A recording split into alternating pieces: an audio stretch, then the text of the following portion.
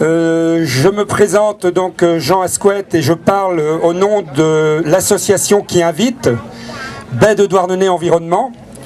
C'est une association qui représente l'ensemble des plages de la baie, depuis la baie des Trépassés, près de la Pointe du Raz, jusqu'au cap de la Chèvre. Et les personnes qui habitent dans la région savent que l'ensemble de la baie et toutes les plages de la baie sont touchées par ce phénomène des marées vertes. Donc nous essayons avec cette association de trouver des solutions, en tout cas de mobiliser le maximum de personnes pour essayer de sortir du problème des marées vertes. Je pense que cette année, ça se dit dans les médias, on aura entre guillemets moins d'algues vertes. Alors je vais vous faire un scoop, il n'y aura que 50 000 tonnes d'algues vertes qui seront ramassés cette année en Bretagne. Bravo. Simplement. Bravo. C'est vrai que c'est un peu moins que l'année dernière, c'est un phénomène cyclique, hein, d'année en année. Voilà. Alors, nous avons, et vous le savez, et vous pouvez le voir, une réunion ou un rassemblement que j'appellerais le rassemblement BIS, à l'initiative de quelques commerçants et agriculteurs.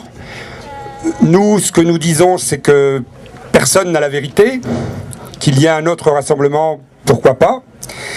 En aucun cas, nous accusons les agriculteurs en tant que personnes, en tant que travailleurs. Ce que nous espérons par contre, et c'est pour ça que nous agissons, c'est que le gouvernement, l'État, aide de plus en plus les agriculteurs et les exploitations à trouver des solutions préventive au problème, non pas curative. On ne veut pas que ça devienne une industrie de plus, l'industrie des algues vertes, avec ramassage, méthanisation et énergie au bout du compte.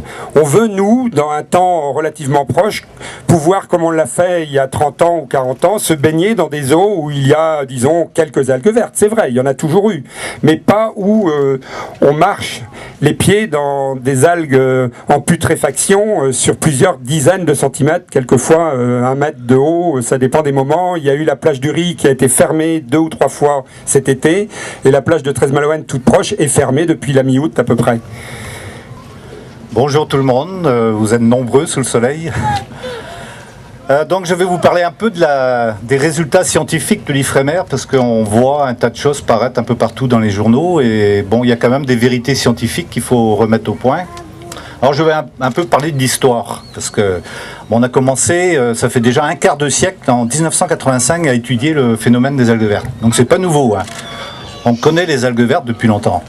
En 1985, donc à l'IFREMER, on a sorti un document qui déjà reprenait un peu tous les phénomènes d'algues vertes, ce qu'on connaissait, un peu, c'était un bilan des connaissances à l'époque. Donc on savait déjà que c'était sur certaines plages, pas sur toutes. Et il y avait toujours le problème, est-ce que c'est l'azote ou le phosphore? C'était pas résolu en 85. Alors à l'IFREMER, on s'est dit, on va étudier ce problème-là. Donc on a mis le CEVA dans le coup, le Centre d'études et de valorisation des algues. Pendant quelques années, on a étudié en laboratoire et sur le terrain pour savoir, est-ce que c'est l'azote, est-ce que c'est le phosphore?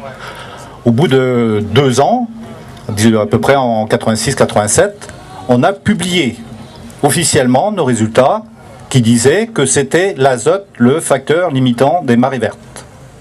Bon, c'était clair, on l'a publié. Bon, on a essayé de diffuser l'information, mais c'est pas facile, hein, vous savez. On a été dans les Côtes-d'Armor, on a été invité ici et là à faire des... Même les agriculteurs nous ont invités dans les Côtes-d'Armor. On n'a jamais refusé d'aller parler aux agriculteurs, aux élus, aux associations.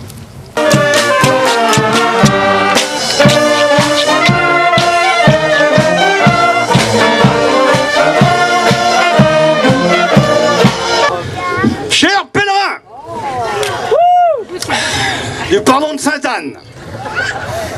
Chers chers festants, chers contre-manifestants, chers élèves de seconde, c'est d'abord à vous que je dois m'adresser en tant que monsieur Algue Verte, Algue Bleue, envoyé spécial du gouvernement.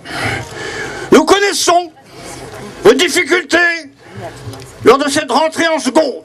Vous avez été perturbés par toutes ces manifs, mais aussi par les changements de programme Ne l'oublions pas. L'an passé, vous aviez appris en troisième N comme nitrate, P comme pesticide, H1N1, H5N1, et vos professeurs de chimie agricole de la FDSEA, désirant vous faire passer en classe supérieure, celle où on est apte enfin à recevoir les subventions de Bruxelles, viennent de vous apprendre H2S, ou hydrogène sulfuré, encore appelé odeur d'œuf pourri. L'œuf pourri qui a été testé par eux longuement sur les sous-préfectures pour réclamer des restites à l'exportation des surplus. Aujourd'hui, il nous faut nous poser donc cette fameuse question: est-ce que les algues vertes sont dangereuses? L'an passé, excusez cette petite rétroactivité, notre Premier ministre a découvert le filon sur une place de Saint-Michel en grève, et comme un de ses prédécesseurs découvrait la marée noire sur une plage de Vendée à coup de raffarinade. Très longtemps avant, donc, ce Premier ministre, amateur de raffarinade, s'était permis de shooter dans une plaque de mazout pour en montrer la dangerosité. Je ne sais pas si vous avez remarqué, mais notre maître à tous, mon Premier ministre à moi, dont je suis aujourd'hui que l'envoyé, a été beaucoup plus prudent l'an passé. Il n'a shooté dans aucun tas d'algues vertes.